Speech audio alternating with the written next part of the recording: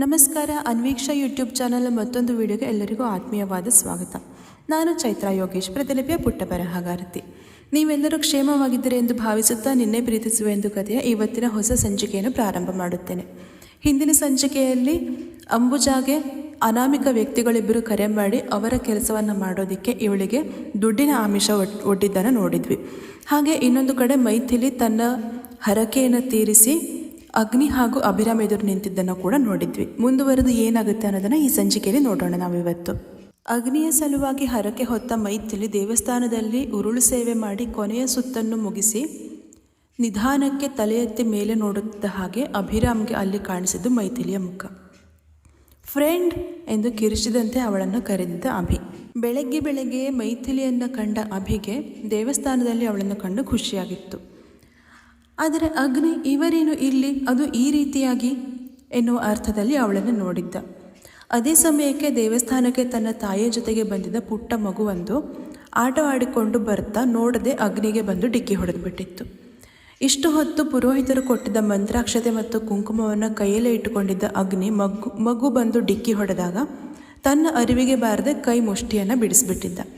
ಅವನ ಕೈಯಲ್ಲಿದ್ದಂತಹ ಅಕ್ಷತೆ ಮತ್ತು ಕುಂಕುಮ ಎಲ್ಲ ಇನ್ನೂ ಉರುಳು ಸೇವೆ ಮಾಡ್ತಾ ಇರುವಂತೆ ಮಲಗಿಯೇ ಇದ್ದ ಮೈಥಿಲಿಯ ತಲೆ ಹಾಗೂ ಹಣೆಯ ಮೇಲೆಲ್ಲ ಅಲಂಕರಿಸಿಬಿಟ್ಟಿತ್ತು. ಈ ಘಟನೆ ಅಲ್ಲಿದ್ದ ಮೂವರಿಗೂ ಅನಿರೀಕ್ಷಿತವಾಗಿತ್ತು. ಅಗ್ನಿ ಗಾಬರಿಯಾಗಿ ಮೈಥಿಲಿಯ ಮುಖವನ್ನು ನೋಡಿದ. ಅವಳ ಮುಖದಲ್ಲೂ ಕೂಡ ಅಷ್ಟೇ ಗಾಬರಿ, ಅಚ್ಚರಿ ಎದ್ದು ಕಾಣ್ತಾ ಇತ್ತು. ತನ್ನ ತಲೆಯ ಮೇಲೆ, ಮುಖದ ಮೇಲೆ ಅಗ್ನಿಯ ಕೈಯಿಂದ ಕುಂಕುಮ ಅಕ್ಷತೆ ಬಿದ್ದಿದ್ದು ನೋಡುವ ಮೈಥಿಲಿಗೆ ಆಗ ತಾನೇ ದೇವಸ್ಥಾನದಲ್ಲಿ ತಾನು ಕೊನೆಯ ಸುತ್ತು ಉರುಳು ಸೇವೆ ನಮಸ್ಕಾರ ಮಾಡಿ ಮುಗಿಸಿದಾಗ ಈ ಒಂದು ಅನಿರೀಕ್ಷಿತ ಸನ್ನಿವೇಶ ಅವಳ ಮನಸ್ಸಿಗೆ ನೆಮ್ಮದಿ ಕೊಟ್ಟಿದ್ದು ಸುಳ್ಳಲ್ಲ. ಉರುಳು ಸೇವೆ ಪ್ರದಕ್ಷಿಣೆಯನ್ನು ಮುಗಿಸಿ ಕಷ್ಟಪಟ್ಟು ಎದ್ದು ನಿಂತಳು ಮೈಥಿಲಿ. ಹಾಗೆ ತಾಯಿ ಪಾರ್ವತಿಗೆ ನಮಸ್ಕರಿಸಿದಳು. ಮುಖದಲ್ಲಿ ಅದೇನೋ ಹೊಳಪು ಅವಳಲ್ಲಿ. ಫ್ರೆಂಡ್, ಇದೆಲ್ಲ ಏನಿದು ನಿನ್ನ ಅವಸ್ಥೆ? ಅಭಿರಾಮ್ ಅವಳು ಕಷ್ಟಪಟ್ಟು ಎದ್ದಿದ್ದನ್ನು ನೋಡಿ ಗಾಬರಿಯಾಗಿ ಕೇಳಿದ್ದ.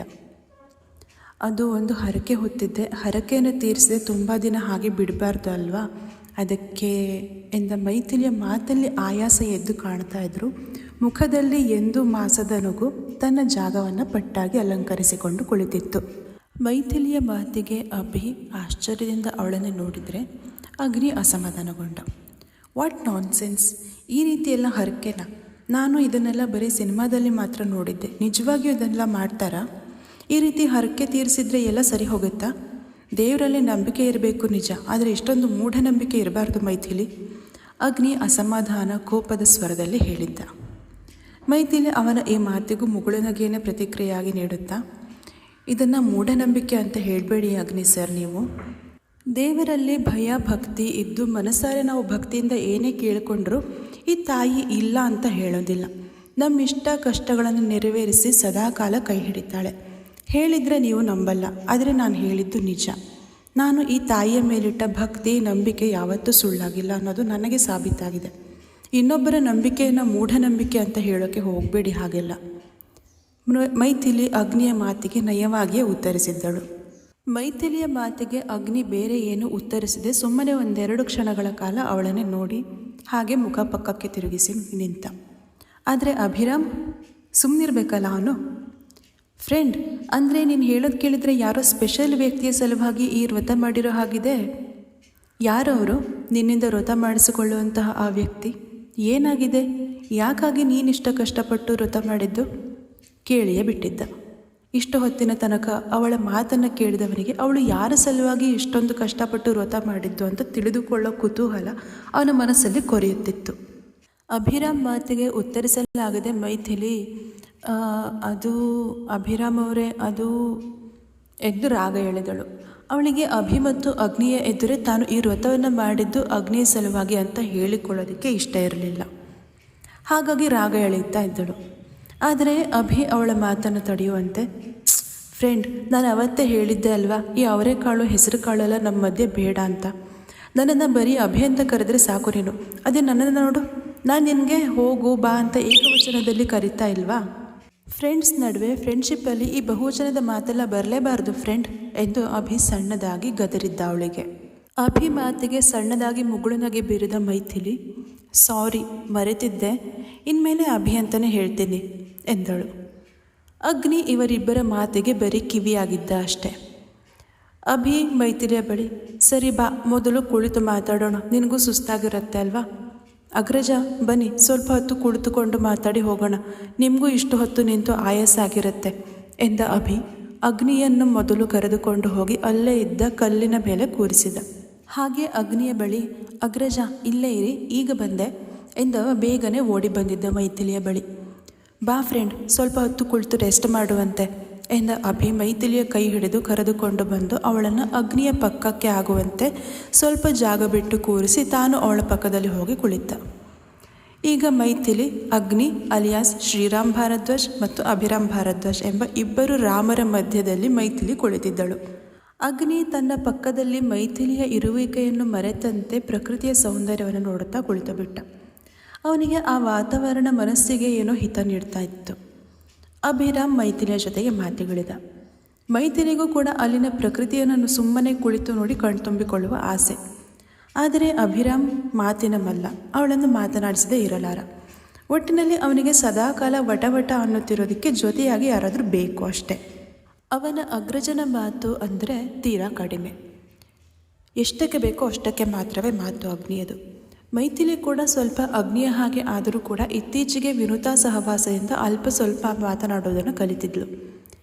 ಈಗ ಈ ಅಭಿ ಅವಳಿಗೆ ಇನ್ನಷ್ಟು ಮಾತನಾಡೋದನ್ನು ಕಲಿಸ್ತಾನೋ ಅಥವಾ ಪೂರ್ತಿ ಅವಳ ಮಾತನಾಡುವುದನ್ನು ನಿಲ್ಲಿಸಿಬಿಡ್ತಾನೋ ನೋಡೋಣ ಮುಂದೆ. ಅಗ್ನಿ ತನ್ನ ಕುಟುಂಬದ ಸಮೇತವಾಗಿ ದೇವಸ್ಥಾನಕ್ಕೆ ದೇವರ ದರ್ಶನಕ್ಕಾಗಿ ಬಂದಿದ್ದರೆ, ಇನ್ನೊಂದು ಕಡೆ ಆ ಅನಾಮಿಕ ವ್ಯಕ್ತಿ ಅಗ್ನಿಯ ಪ್ರತಿದಿನದ ಆಗು ಹೋಗುಗಳನ್ನು ತಿಳಿದುಕೊಳ್ಳೋದರ ಸಲುವಾಗಿ, ಅವನು ಎಲ್ಲಿಗೆ ಹೋಗ್ತಾನೆ ಎಲ್ಲಿಗೆ ಬರ್ತಾನೆ ಇದನ್ನೆಲ್ಲ ತಿಳಿದುಕೊಳ್ಳೋದರ ಸಲುವಾಗಿ ಗುಟ್ಟಾಗಿ ತನ್ನ ಕಡೆಯಿಂದ ಒಬ್ಬನನ್ನು ನೇಮಕ ಮಾಡಿದ್ದ. ಈಗ ಆ ಅನಾಮಿಕ ವ್ಯಕ್ತಿ ನೇಮಿಸಿದ್ದ ಅವನ ಗೂಢಚಾರ ಮಾಡುವ ವ್ಯಕ್ತಿಯ ಕಡೆಯಿಂದ ಅವನಿಗೆ ಫೋನ್ ಬಂದಿತ್ತು. ಬಾಸ್, ಆ ಶ್ರೀರಾಮ್ ಭಾರದ್ವಾಜ್ ಪಕ್ಕದ ಊರಿನ ದೇವಸ್ಥಾನಕ್ಕೆ ಅವನ ಇಡೀ ಕುಟುಂಬದ ಸಮೇತ ಹೋಗಿದ್ದಾನಂತೆ. ಒಳ್ಳೆ ಚಾನ್ಸ್ ಸಿಕ್ಕಿದೆ ಬಾಸ್, ಅವನ ಜೊತೆಗೆ ಅವನ ಇಡೀ ಕುಟುಂಬವನ್ನೇ ಅಟ್ಯಾಚ್ ಮಾಡಿದರೆ ಹೇಗೆ ಕೇಳಿದ ಅನಾಮಿಕ ವ್ಯಕ್ತಿಯ ಬಲಗೈ ಬಂಟ. ಹುಲಿ, ಬಾಹುಬಲಿ ಅವನ ಹೆಸರು. ಆ ವ್ಯಕ್ತಿ ಹೆಸರಿಗಷ್ಟೇ ಬಾಹುಬಲಿ, ಹುಲಿ ಹೆಸರು ಅವನಿಗೆ ಅವನೇ ಕೊಟ್ಟುಕೊಂಡ ಬಿರುದು. ಅವನ ಹೆಸರಿನ 2 ಮತ್ತು 4ನೇ ಅಕ್ಷರಗಳನ್ನು ಸೇರಿಸಿ ತನ್ನನ್ನು ತಾನೇ ಹುಲಿ, ಬಾಹುಬಲಿ ಎಂದು ಕರೆದುಕೊಳ್ಳುವ ಈ ವ್ಯಕ್ತಿ ನಿಜವಾಗಿಯೂ ಅವನ ಎದುರಿಗೆ ಹುಲಿ ಬಂದರೆ ಹೋರಾಟ ಮಾಡ್ತಾನ ಅಥವಾ ಇಲಿ ಆಗ್ಬಿಡ್ತಾನ ಅವನಿಗೆ ಗೊತ್ತು. ಇತ್ತ ತನ್ನ ಬಲಗೈ ಭಂಟನ ಮಾತನ್ನು ಕೇಳಿದ ಆ ಅನಾಮಿಕ ವ್ಯಕ್ತಿ ಗಂಭೀರವಾಗಿ, ಅಗ್ನಿ ಫ್ಯಾಮಿಲಿನ ಟಚ್ ಮಾಡಿದರೆ ನೀನು ಅವರನ್ನು ಅಟ್ಯಾಚ್ ಮಾಡುವ ಮೊದಲೇ ನೀನು ಅಟ್ಯಾಚ್ ಆಗೋಗ್ತೀಯ ಬಾಲಿ. ಅವನಿಗೆ ಏನಾದರೂ ಮಾಡು, ಆದರೆ ಅವನ ಫ್ಯಾಮಿಲಿ ತಂಟೆಗೆ ಮಾತ್ರ ಹೋಗಬೇಡ ನೀನು. ಅದರಲ್ಲೂ ಆ ಒಬ್ಬ ವ್ಯಕ್ತಿಯ ತಂಟೆಗೆ ಹೋಗಿದ್ದು ನನಗೆ ತಿಳಿದರೆ ನೀನು ಈ ಭೂಮಿಯ ಮೇಲೆ ಇದ್ದೆ ಅನ್ನೋದಕ್ಕೆ ಯಾವುದೇ ಸಾಕ್ಷಿ ಇರಲ್ಲ. ಹಾಗೆ ಮಾಡಿಬಿಡ್ತೀನಿ, ಹುಷಾರ್ ಎಂದು ಗಂಭೀರವಾಗಿ ಹೇಳಿದ ಆ ಅನಾಮಿಕ ವ್ಯಕ್ತಿ ಕೋಪದಲ್ಲಿ ಕರೆ ತುಂಡರಿಸಿದ್ದ. ಯಾರು ಈ ಅನಾಮಿಕ ವ್ಯಕ್ತಿ? ಅಗ್ನಿಗೆ ಏನು ಬೇಕಿದ್ರೂ ಮಾಡು, ಆದರೆ ಅವ್ರ ಫ್ಯಾಮಿಲಿಯಲ್ಲಿ ಪರ್ಟಿಕ್ಯುಲರ್ ಆಗಿ ಆ ಒಬ್ಬ ವ್ಯಕ್ತಿಗೆ ಮಾತ್ರ ಏನು ಮಾಡಬೇಡ ಅಂತ ಯಾಕೆ ಹೇಳ್ದ ಅವನು? ಎಲ್ಲವನ್ನ ಸಂಚಿಕೆ ಮುಂದುವರೆದು ನೋಡೋಣ. ಮುಂದಿನ ಸಂಚಿಕೆಯ ಸಣ್ಣ ಝಲಕ್. ಅಭಿರಾಮ್ ಹೇಳಿದ ಈ ಲವ್ವರ್ ಎಂಬ ಪದಗಳು ಅವಳಲ್ಲಿ ಏನೋ ಒಂದು ರೀತಿ ಹೊಸ ಭಾವನೆಯನ್ನು ಸೃಷ್ಟಿ ಮಾಡಿತ್ತು. ಅವಳಿಗೆ ತಿಳಿಯದ ಹಾಗೆ ಮನಸ್ಸು ಗರಿಬಿಚ್ಚಿ ಕುಣಿದಿದ್ದು ಮೈಥಿಲಿಯ ಅರಿವಿಗೆ ಬಾರದೆ ಹೋಗಿತ್ತು. ಇಲ್ಲಿ ನಿನ್ನೆ ಪ್ರೀತಿಸುವೆ ಎಂದು ಕಥೆಯ ಇವತ್ತಿನ ಈ ಸಂಚಿಕೆ ನಿಮಗೆಲ್ಲ ಇಷ್ಟವಾಯಿತು ಎಂದು ಭಾವಿಸುತ್ತೇನೆ. ಇಷ್ಟವಾಗಿದ್ದಲ್ಲಿ ದಯವಿಟ್ಟು ಲೈಕ್ ಮಾಡಿ, ಕಮೆಂಟ್ ಮಾಡಿ, ಶೇರ್ ಮಾಡಿ, ಹಾಗೆ ಅನ್ವೀಕ್ಷಾ ಯೂಟ್ಯೂಬ್ ಚಾನಲನ್ನು ತಪ್ಪದೇ ಸಬ್ಸ್ಕ್ರೈಬ್ ಮಾಡಿಕೊಳ್ಳಿ. ಧನ್ಯವಾದಗಳು.